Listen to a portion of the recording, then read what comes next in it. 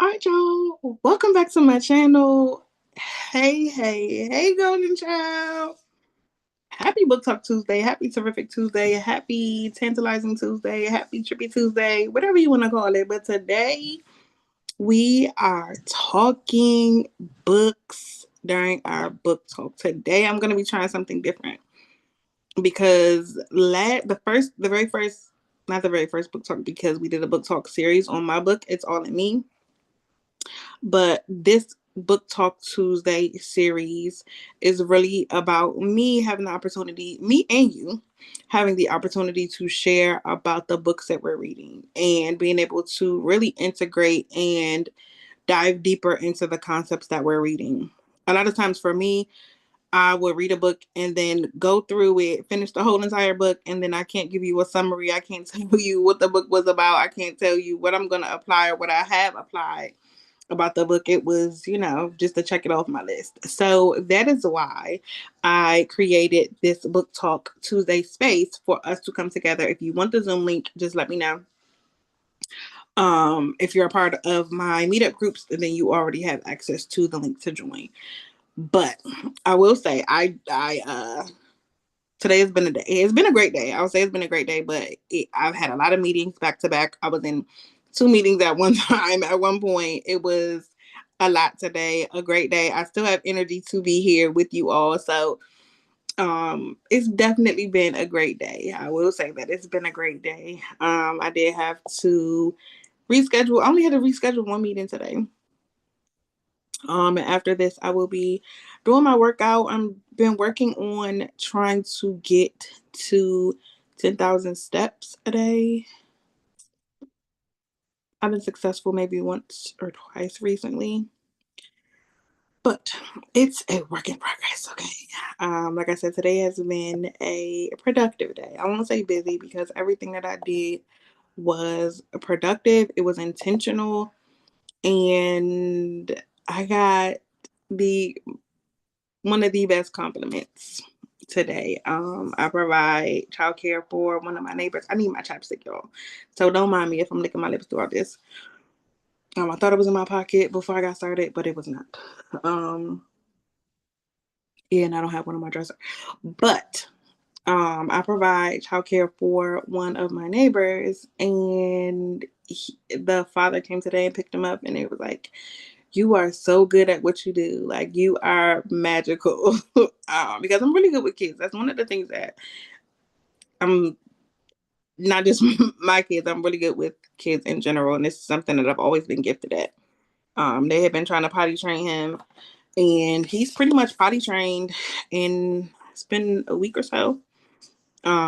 So I'm grateful, very, very grateful for my gifts. But that's not why we're here today, okay? Get me back on track. Just remind me, like, girl, I'm not here to hear about that. Y'all know how I am. But let me make sure I am live on YouTube. Very grateful for my gifts. But that's not why we're here today, okay? Okay. Thank you. A shout out to my new subscribers.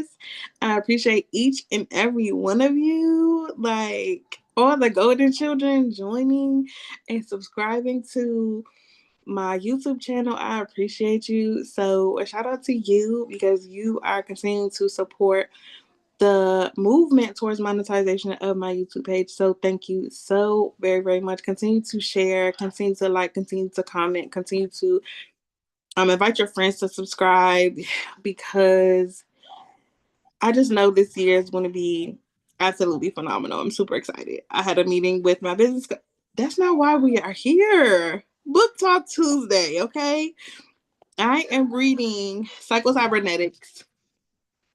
And of course, it's going to be backwards, and you're probably not going to be able to see it because of my background. Psycho-Cybernetics. Yeah, Psycho-Cybernetics by Maxwell Maltz.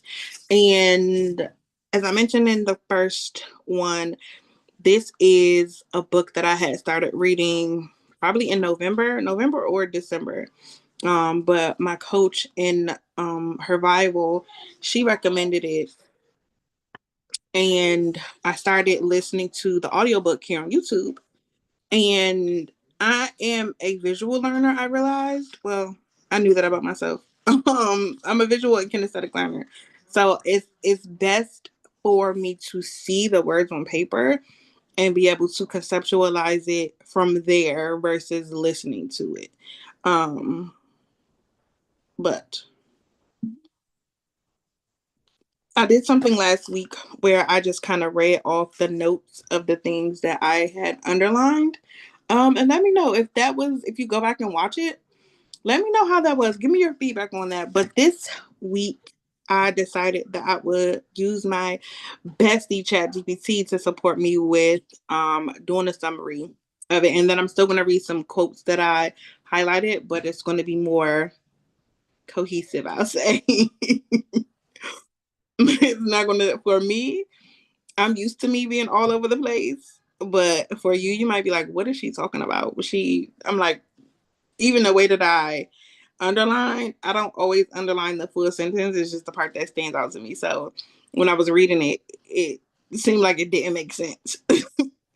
um, but I'm going to go over like a short little summary because I really don't want these to be long unless there are other people that join and they want to talk about their books. I really only want these to be 20 to 30 minutes long. And it's late here. It is right now. It is 10:29, and I need to get my munchkins to bed. But I want to make sure that I'm looking at the chat. If there's anybody here that wants to join the Zoom, let me know. Um, but here we go. If it looks like I'm like looking in a bunch of different places because I have my phone that I'm on Zoom with, and then I have my notes on my laptop. So, chapter 2 of Psycho-Cybernetics, the title of it is Discovering the Success Mechanism Within You. And this was a totally new concept for me. And that's why I really wanted to get the print book so that I could really conceptualize and understand what he was saying. So the concept of the success mechanism, Maltz, which is the author, he introduces the idea that the human brain functions like a servo mechanism, which is designed to help us achieve goals. It says here in the book, every living thing has a built-in guidance system or goal-striving device put there by its creator to help it achieve its goals, oh man, my phone is about to die. Let me plug this thing up.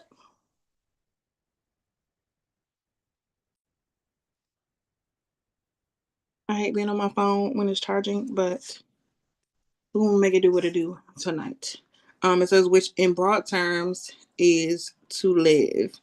In the simpler forms of life, the goal is to live. The goal to live simply means physical survival for both the individual and the species. Um, the but he was talking about there's a difference between us as humans and the other different species. We have more of a, it's not just about survival and having physical needs met. We have emotional and spiritual needs that animals and other species do not have. So our goal or our overall life goal is more than just to live.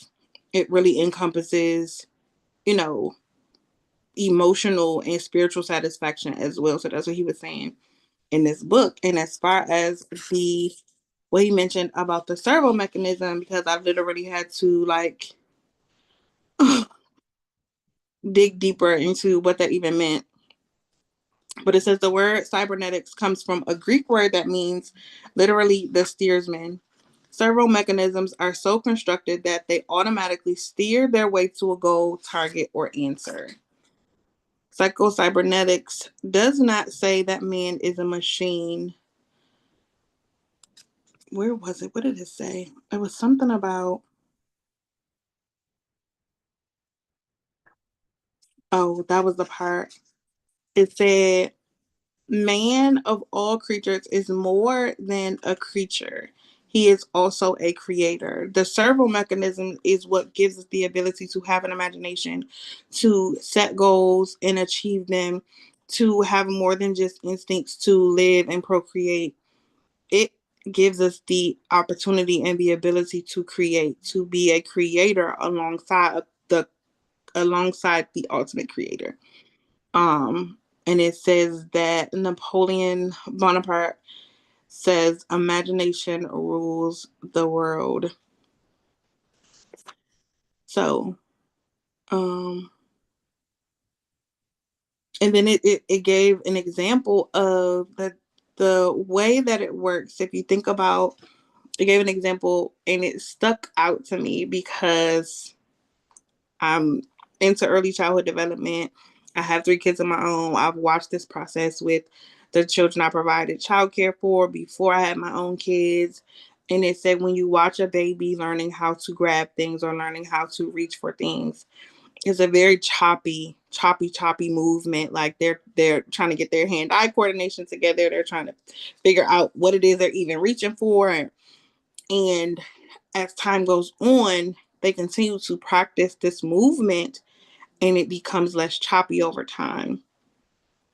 And it seems to be something that becomes automatic or innate.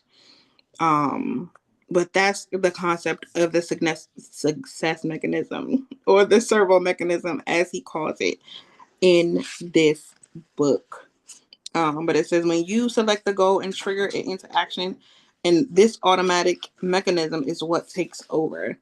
You don't have to try to figure out how far the pen, when you want to pick up a pen or you want to do something simple, you don't have to figure out how far it is away from you. You don't have to do the calculation for how fast or slow your arm needs to move in order to pick it up, or how many things. Like, you don't have to do all of that. It's literally just an automatic thing that you're able to do, that your servo mechanism guides you to do.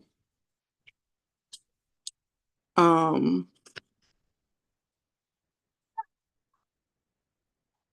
so the second point that I want to touch on is the self image, and I will also share the workbook. There's a workbook that I got for it from Amazon.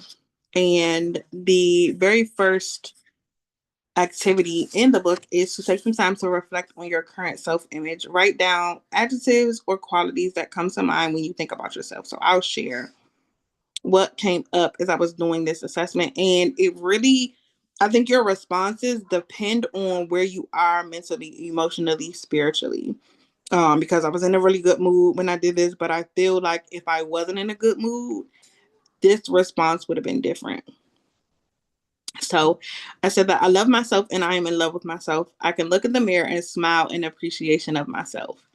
I see myself as resilient, self aware, enough, worthy, valuable, unique, creative, loving, lovable, spicy, no nonsense, willing to be confrontational, honest, caring, important, special, successful, abundant, wealthy, powerful, gifted, blessed, growing, provided for, intelligent, intuitive, great speaker, consistent, organized, people person, transforming, transitioning, spirit filled, whole, healed, free. I'm wordy, y'all. And I'm a writer. So if you can't think of all of these words for your current self image, it is a okay. If you don't have a whole page, that's just me. I'm a writer and I'm very wordy. So don't feel like you have to have all of these words for yours if you decide to get the workbook or just answer the question. Um, where was I? Spirit filled, whole, healed, free, positive, optimistic, talented, healthy, open, and ready to receive.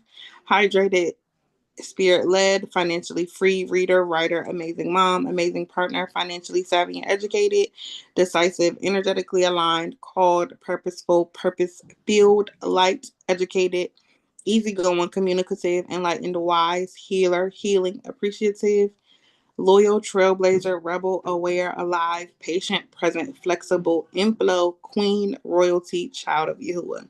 Why that was last? I don't know. But I was just flowing as things came out. And then the next activity is to identify any limiting beliefs or negative thoughts you have about yourself that contribute to your self-image. Write them down and reflect on how they may be holding you back or influencing your behavior. And then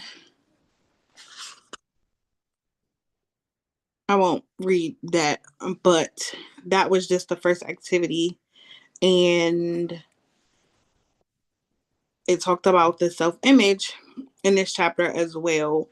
It emphasizes the importance of self image as a foundation for behavior and achievement. Our self perception influences our ability to succeed.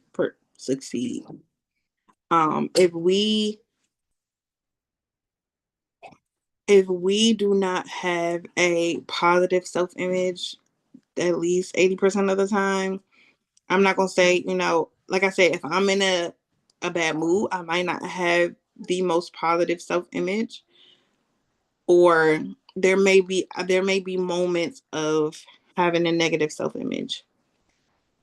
But now where I am with the work that I've done, specifically the energetic work and the human design work that I've done, I've really shifted into a more positive self image to be able to write all of those things about myself. And it not take hours and hours for me to like get these words out. But the way that you see yourself, it definitely influences how you act, how you show up, what you do, even what you wear.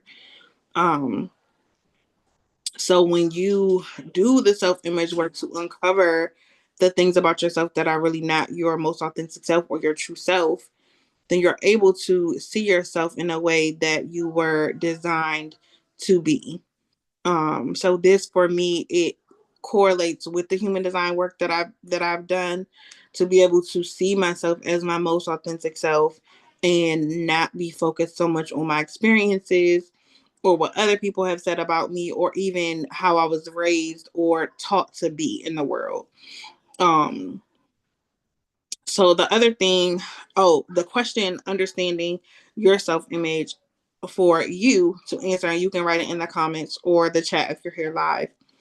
How does your self image influence your daily actions and decisions?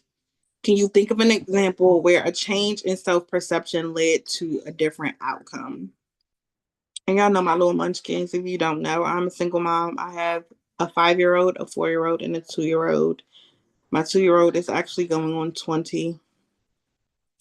He's a very grown little boy.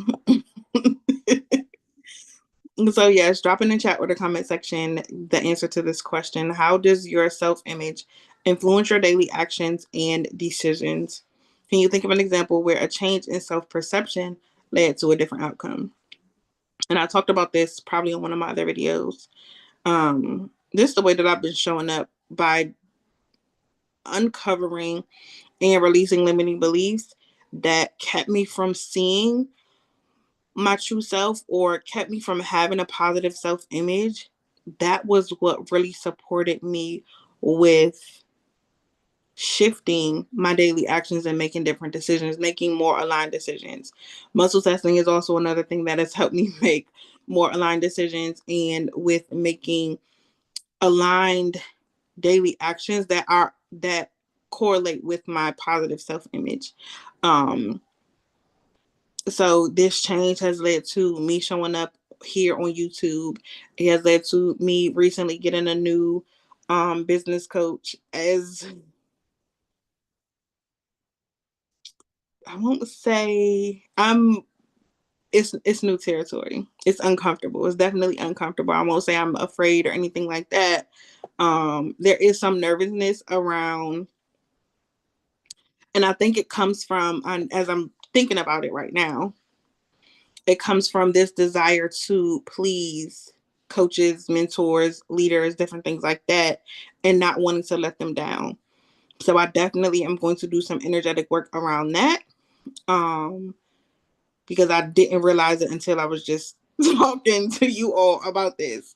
Um, why I feel so nervous about working with him.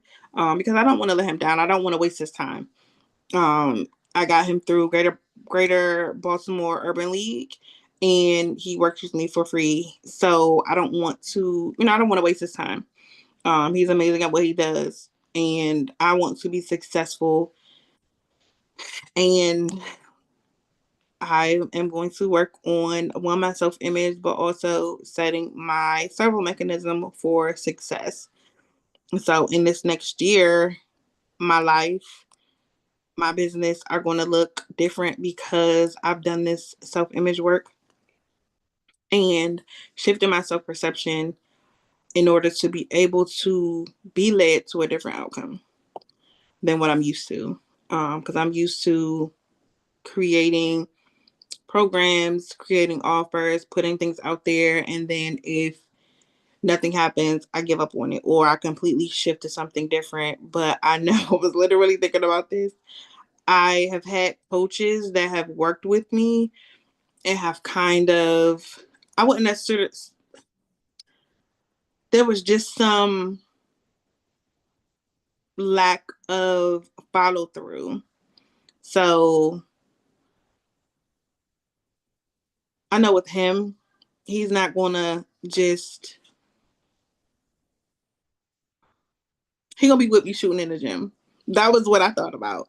He's gonna be with me shooting in the gym. He's going to be able to support me with walking through step by step. Okay, you launched. This is what happened. Let's go and assess how we can improve the next time. But it's like a lot of, maybe it was my lack of vulnerability about my process, and I'm in a different place now with being willing to share, okay, this is what I'm doing, this is what's going on, these are the steps that I took, XYZ.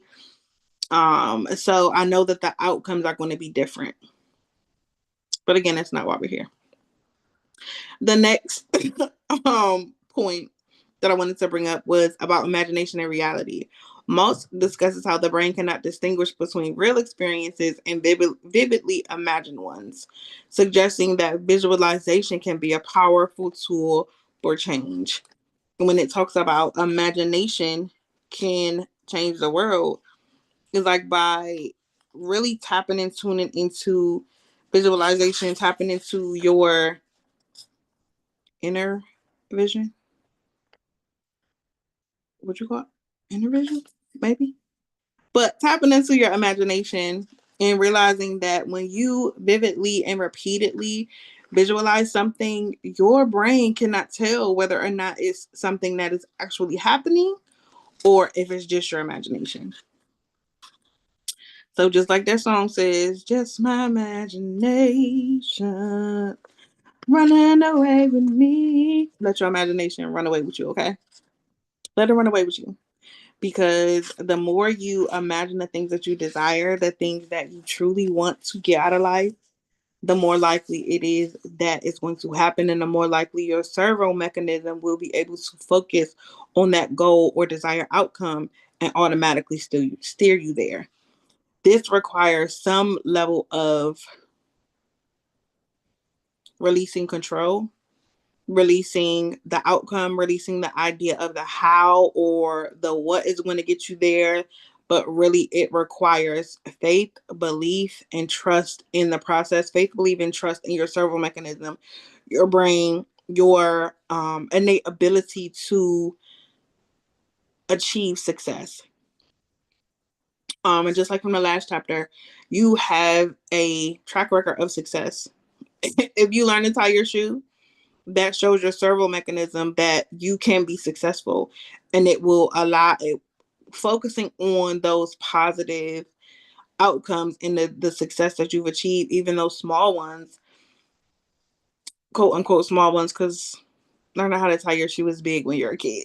So if you can do that as a child, just imagine if you use your servo mechanism for success, just how much more you can achieve. And I'm sure you have successes, but when you get into unknown territory or unknown things or doing things that, like for me, having a successfully financially successful business is not something that I've seen other people do in close proximity. I've had coaches and mentors, but like behind the scenes, what that looks like, what it requires, this, that, and the third, like I haven't had, I haven't been privy to that information. And no shade to them or anything like that. It's just maybe I haven't asked the right questions. Excuse me. But for me, I've had financial successes in business. I've had financially successful months in business. But to say I've had a profitable financial year, that hasn't happened yet. And with my new business coach and with the self image and psycho-cybernetics work, I know that this year is going to be completely different. Setting goals. He stresses the importance of setting clear, specific goals to activate the success mechanism effectively. If you have vague, blurry, unclear goals, your success mechanism, it will get you towards success, but it's going to take a lot longer. It's going to get you towards achieving those specific goals, but again, it's going to take a lot longer because it needs clearer and more specific instructions. This, for me, um, I'm still working on figuring out how to navigate that because in human design, I am a non specific manifester. And what that means is that when it comes to setting goals, I'm more so focused on the feeling. And I feel like, of course, tapping into the visualization of it all, that will probably be what makes it specific and clear for me, not necessarily to say, oh, I want to make $10,000, but what is it going to look like? What is it going to feel like? Visualizing it in a clear, specific way. That is what is going to help activate my success mechanism according to my human design. If that makes sense. If you have any questions about that, feel free to ask in the comment section or the chat. I did discuss specific and non-specific manifestors in one of my recent events. I can't. It was at the Money Manifestation Masterclass. So if you want to know more about specific and non-specific manifestors and which one you are, first stop is going to my website, getting your human design chart, and then going to the Money Manifestation Masterclass replay here on my YouTube channel and learning more about what that means and how to figure out which one you are. The next, I know this is super long, but the next point is feedback and correction. The process of achieving goals involves constant feedback and course correction, much like a guided missile adjusting its path. If you are not pausing to give yourself the opportunity to get feedback, whether positive or negative, and course correct, you're going to miss the mark. But when it comes to your servo mechanism, it does it automatically. So it automatically, when it gets negative feedback or positive feedback, it really thrives off of negative feedback because it corrects itself. It has this a self-correcting ability. And it said in the book that um what did it say? Something about it groping its way. Okay. It says by a series of zigzags, it literally gropes its way to the goal. And it gave the example of um like if you were in the dark, I can't find where it is, but if you were in the dark, when you're trying to find something, you're going to grope around to find what it is that you're looking for. If you know the pen is on the desk, but you literally grope around and scan. It's oh, there it is. It says, and now let's suppose that the room is dark so that you cannot see the pen. You know or hope that the pen is on the table, along with a variety of other objects. Instinctively, your hand will begin to grope back and forth, performing zigzag motions or scanning, rejecting one object after another until the pen is found and recognized. This is an example of the second type of servo mechanism. Recalling a name temporarily forgotten is another example. A scanner is your brain scans a scanner in your brain scans back through your stored memories until the correct name is recognized. But it did talk about the two types of servo mechanisms. It says one where the target goal or answer is known and the objective is to reach it or accomplish it, and two where the target or answer is not known and the objective is to discover or locate it. The human brain and nervous system operate in both ways. So whether something is known or unknown, your servo mechanism has the ability to accomplish the known and discover and locate and accomplish the unknown. So those are the two types. And I already mentioned this point of failure as feedback. We often operate in a space and place where failure is like the end of the world. Like it's just the worst thing is to fail. But when it comes to one, successful people, and also when it comes to your servo mechanism, mistakes and failure are not defeats, but valuable feedback for recalibrating the path to success. If we operate the way that our servo mechanism operates when it's on the path to success, we will accept that failure and mistakes are not defeats. They're just feedback to recalibrate and course correct to get to the ultimate goal or ultimate place that we desire. So these are a few of the points that I wanted to share from the book. And my last question, as we talked about the failure as feedback, how do you typically respond to failure or setbacks? Can you think of a time when you use failure as feedback to improve? So, again, that is my question to you. Drop it in the chat or the comment section. Excuse me. How do you typically respond to failure or setbacks? Can you think of a time when you use failure as feedback to improve? So, that is all I have for today's book talk. If you would like access to join the Zoom for these book talks, join one of my meetup groups. Find me on meetup.com. I will, my meetup pages are probably under the description of all of my videos. And also, it should be in the description of my YouTube page. But that is all I have, y'all. If you have any questions about the book, about the workbook, about how I'm applying these things, about human design, about how I'm implementing my energetic work as I'm reading this, feel free to ask me. But I want to hear your responses to the questions that I asked as well. Am I complete?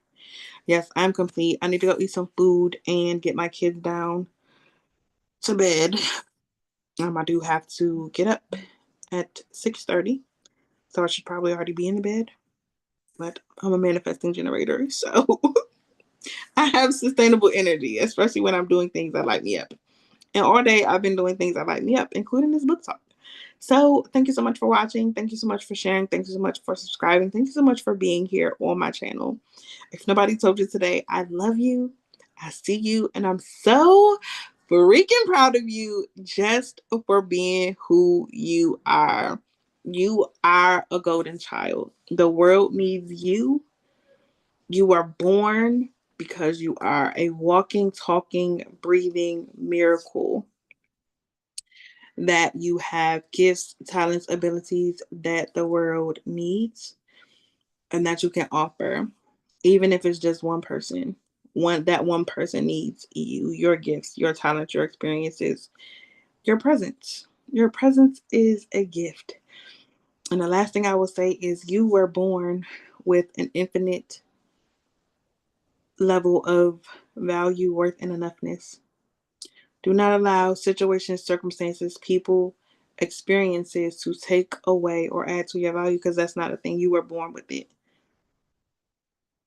So just remember that as you go throughout your day, your week, your month, you are enough, you are valuable, and you are worthy. just as you are. You don't have to do anything to be more valuable, to be more worthy, and more enough. All right, y'all. See y'all tomorrow for Wealth Wednesday. I'll probably be doing a 3 minutes. Yeah, I'll probably be doing a 3 minute YouTube short. Trying out this new 3 minute YouTube short to see how it goes. But otherwise, y'all, see y'all in the next video. Peace.